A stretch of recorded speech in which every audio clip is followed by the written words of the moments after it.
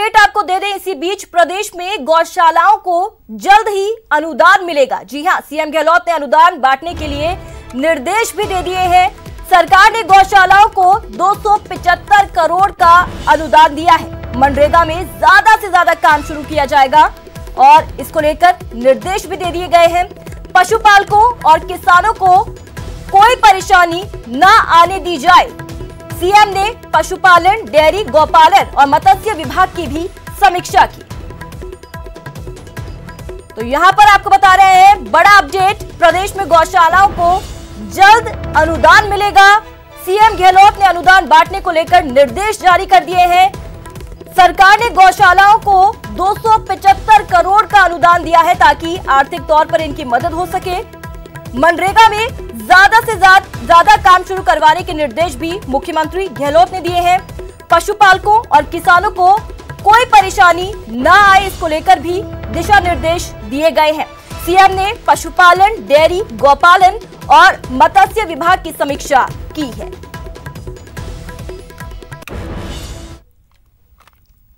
करीब 2 महीने से कोरोना के कारण लाचार मजदूरों पर अब तक का सबसे बड़ा हादसा हुआ। संकट में फंसे बेबस मजदूर आज तड़के सुबह सिस्टम की लापरवाही की शिकार हो गए। हम आपको 2 तस्वीरें दिखा रहे हैं। महाराष्ट्र के औरंगाबाद के हादसे की तस्वीरें हैं ये। महाराष्ट्र से बेबस मजदूरों का एक ग्रुप पैदल घर की तरफ निकला था। सड़क की जगह रेलवे ट्रैक को चुना, लेकिन उन्हें नहीं पता था कि ये रेल की पटरी उनके लिए मौत की पटरी साबित होगी।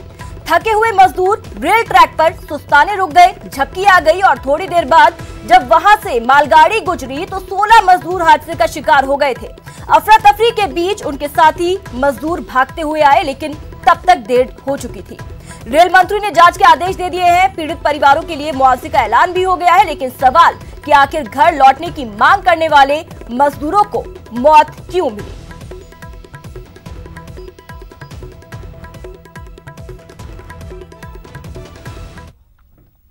तो वहीं केंद्र सरकार का दावा है कि अब तक रेलवे ने 2.5 लाख से ज्यादा मजदूरों को उनके गृह प्रवेश तक पहुंचा दिया है। साथ ही केंद्र सरकार विदेशों में फंसे भारतीयों की घर वापसी के लिए भी तैयारी कर रही है। देश के विभिन्न राज्यों में फंसे श्रमिकों, छात्रों, श्रद्धालुओं, पर्यटक आदि के लिए बस एवं ट्रेनों को चलाने की अनुमति पहले ही दी जा चुकी है। अभी तक रेलवे ने 222 विशेष रेलगाड़ियां चलाई हैं और लगभग 2.5 लाख से अधिक यात्रियों ने इस सुविधा का उपयोग किया है। जैसे मैंने बताया था, इस श्रृंखला में अगली कड़ी में अब सरकार का प्रयास है कि विदेशों में फंसे हुए नागरिकों को चरणबद्ध तरीके से भारत वापस लाएं। यात्रा की व्यवस्था नॉन शेड्यूल्ड कमर्शियल फ्लाइट्स और नौसेना के जहाज़ों द्वारा की गई है, जिसकी प्रक्रिया 7 मई से शुरू हो गई है। गर्भवती महिलाएं, छात्र, वीजा अवधि समाप्त होने वाले व्यक्ति, मेडिकल इमरजेंसी केसेस इत्यादि को यात्रा में प्राथमिकता दी जाएगी। बोर्डिंग से पहले यात्रियों की स्क्रीनिंग की जाएगी। केवल एसिम्प्टोमेटिक यात्रियों को ही यात्रा की अनुमति होगी। यात्रा के दौरान सिविल एविएशन और हेल्थ के प्रोटोकॉल्स का अनुपालन करना होगा। बोर्डिंग के पहले सभी यात्री अंडरटेकिंग देंगे कि वे भारत में आगमन पर 14 दिनों तक न्यूनतम अवधि के लिए अपने खर्चे पर अनिवार्य इंस्टीट्यूशनल क्वारंटाइन में रहेंगे। शहर शहर मजदूरों का दर्द देखने को मिल रहा है। किसी की रोजी रोटी छिन गई तो कोई रोजगार शुरू होने का इंतजार कर रहा है। आपको दिखा रहे हैं 3 शहरों की तस्वीर। ये तस्वीरें हैं जोधपुर, दौसा और अलवर की, जो तस्वीरें ये बयां करती हैं कि बेबस मजदूर कितने मजबूर हैं और किन परिस्थितियों से गुजर रहे हैं। इन तस्वीरों के जरिए आप देख सकते हैं।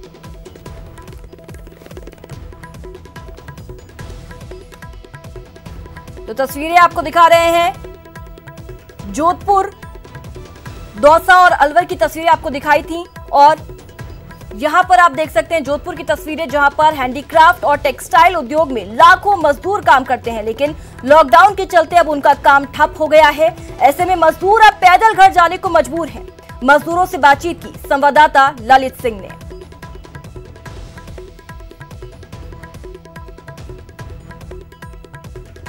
तो वो भी आपको बताएंगे, लेकिन उससे पहले प्रदेश में लॉकडाउन में फंसे प्रवासी मजदूरों की तस्वीरें देखिए, जो किसी कारणवश अपने गृह प्रदेश नहीं लौट पाए हैं। अब वे पैदल और साइकिल से अपने घर के लिए निकल पड़े हैं। दौसा के नेशनल हाईवे पर ऐसे ही मजदूरों का समूह दिखा, जो साइकिल और पैदल ही अपने गृह प्रदेश यूपी और बिहार के लिए निकल पड़ा है। ये मजदूर बीकानेर, डूंगरपुर, जयपुर सहित प्रदेश के विभिन्न जिलों से आए हैं और दौसा होते हुए यूपी और बिहार की ओर जा रहे हैं। बिना किसी सुविधा के भूखे प्यासे पैदल सफर कर रहे मजदूरों की स्थिति को देखकर आप इनका दर्द महसूस कर सकते हैं।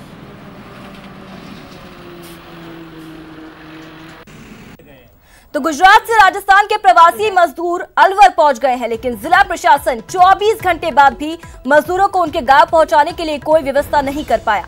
आपको बता दें कि ये मजदूर सैकड़ों किलोमीटर का सफर पैदल तय करके अलवर पहुंचे हैं। ऐसे में प्रशासन का ये लापरवाही रवैया कई सवाल खड़े करते हैं।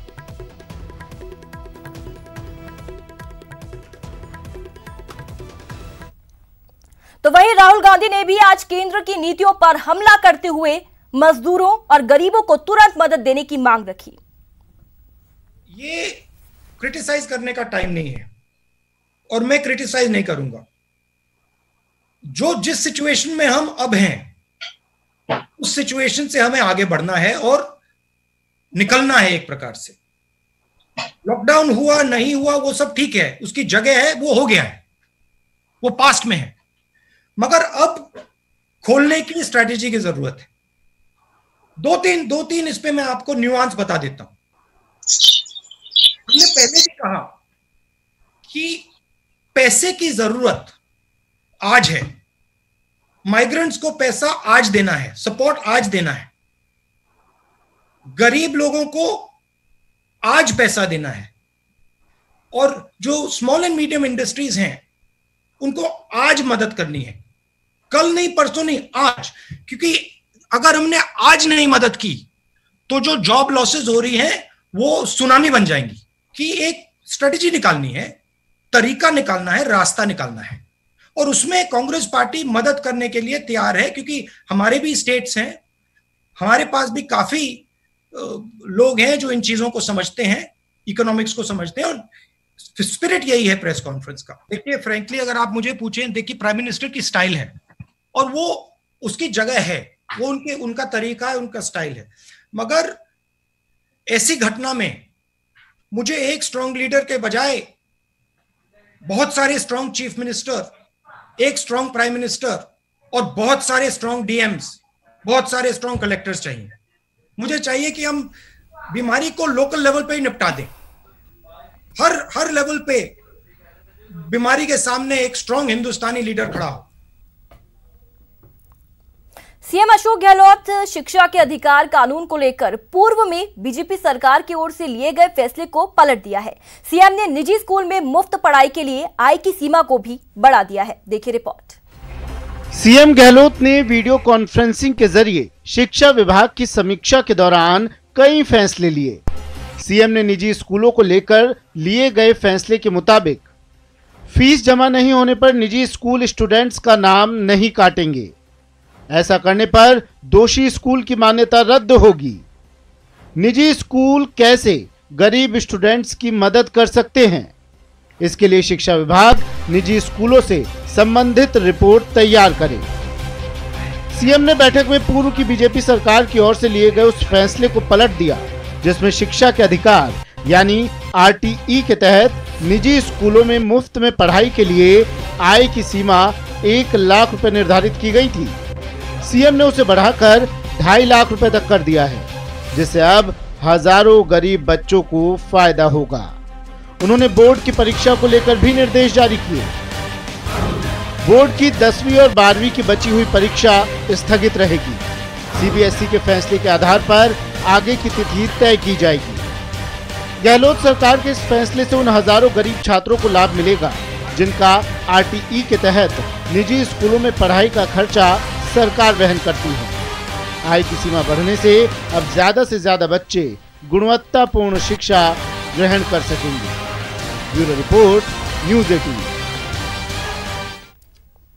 राज्यपाल कलराज मिश्र ने कोरोना से निपटने को लेकर गहलोत सरकार के कामकाज की तारीफ की। उन्होंने न्यूज़ 18 राजस्थान से बातचीत में कोरोना संकट से निपटने का मंत्र दिया। उन्होंने कहा कि साथ साथ मिलकर इससे जंग जीत लेंगे। अब तक की जो सैंपलिंग हुई है 1,45,510 सैंपलिंग हुई है, जिसमें से 3,400 से ज्यादा पॉजिटिव हुए हैं और उसमें से भी 1,500 से ज्यादा ठीक भी हो गए हैं। 100 लोगों की मृत्यु हुई है। तो जितना सैंपल ले रहे हैं, सैंपल के आधार पर टेस्ट कर रहे हैं, उसमें कुछ पॉजिटिव निकल रहे हैं और इस कारण हमें संख्या ज्यादा दिखाई पड़ रही है। राजस्थान सरकार इस दिशा में सक्रिय है, काम कर रही है। ये बात सही है कि कोरोना के दौरान आर्थिक स्थिति बहुत भयंकर हुई है, राजस्थान के भी, बाकी प्रदेशों के भी, देश के भी। और स्वाभाविक है इनका पैकेज मांगना। अब केंद्र सरकार जब सबको पैकेज देगी, हर स्टेट को जब भी देने की स्थिति बनती है, जैसा वो दे रहे हैं वो देंगे, लेकिन केंद्र के द्वारा समय समय में जो विभिन्न योजनाएं हैं, विभिन्न योजनाओं के माध्यम से सहयोग प्रदान किया जा रहा है। ऐसे महामारी के दौरान सभी लोगों को ये लग रहा है कि सब लोगों को साथ में जुड़कर इस महामारी का मुकाबला कैसे किया जाए, ये कोशिश करनी चाहिए और उस दिशा में लोग कार्य कर रहे हैं।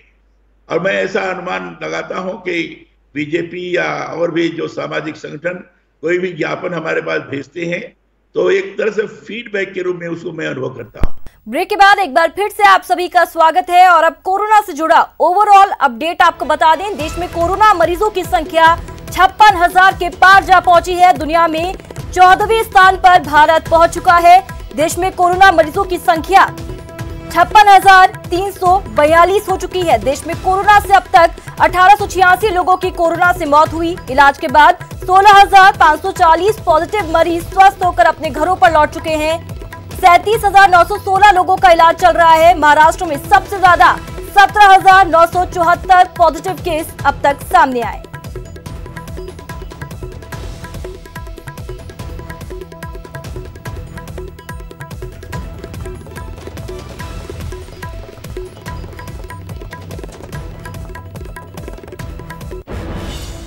तो चलिए अब आपको प्रदेश में क्या कुछ अपडेट्स हैं वो भी दे दें। कोरोना पॉजिटिव की संख्या राजस्थान में 3,579 तक पहुंच चुकी है। दिन भर में 152 नए पॉजिटिव केस सामने आए हैं। कोरोना से अब तक 103 लोगों की राजस्थान में मौत हुई। ठीक होने के बाद 1,770 लोग डिस्चार्ज हुए हैं। प्रदेश में अब तक 1,465 एक्टिव केस सामने आए हैं। प्रदेश के 31 जिलों में कोरोना ने अब तक दस्तक दी।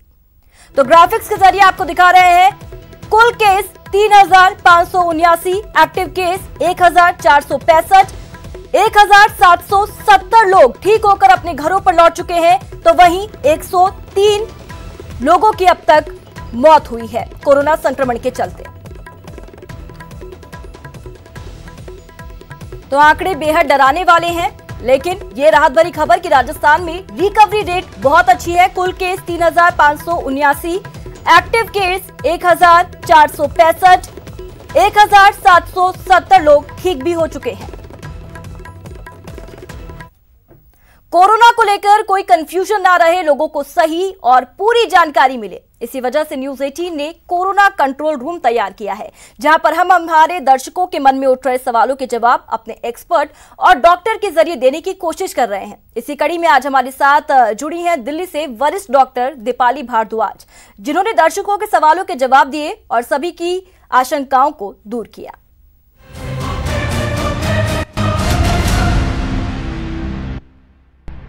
नमस्कार डॉक्टर साहब, मैं जयपुर से राकेश मेहता हूँ और हमें डॉक्टर साहब से पूछना है कि कोरोना वायरस के चलते सर्दी, खांसी और सांस लेने में तकलीफ के अलावा भी अन्य लक्षण सामने आ रहे हैं, ये क्या बात सही है? डॉक्टर साहब, मैं उज्जैन से पंकज खंडेलवाल बोल रहा था।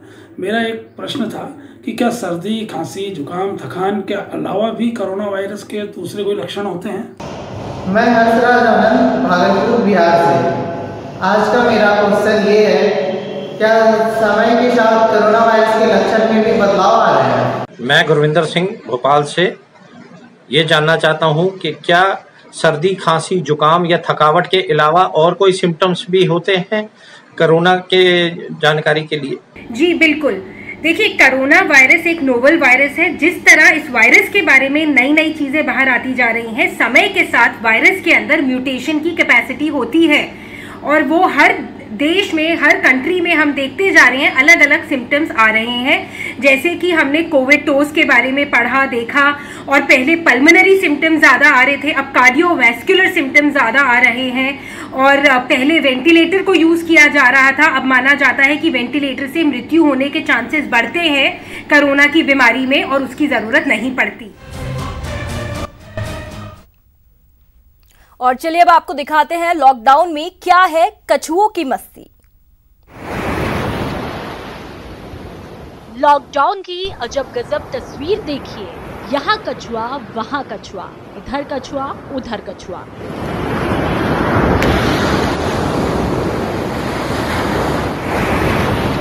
जी हाँ, जहाँ तक नजर जाए बस इन्हीं का राज है। समुद्री तट पर बस इन्हीं का कब्जा है।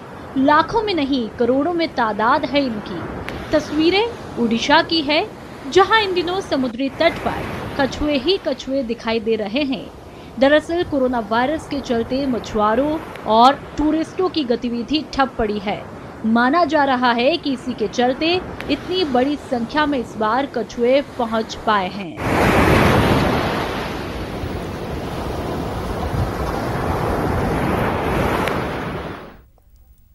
इसी के साथ बुलेटिन में इतना ही। नमस्कार।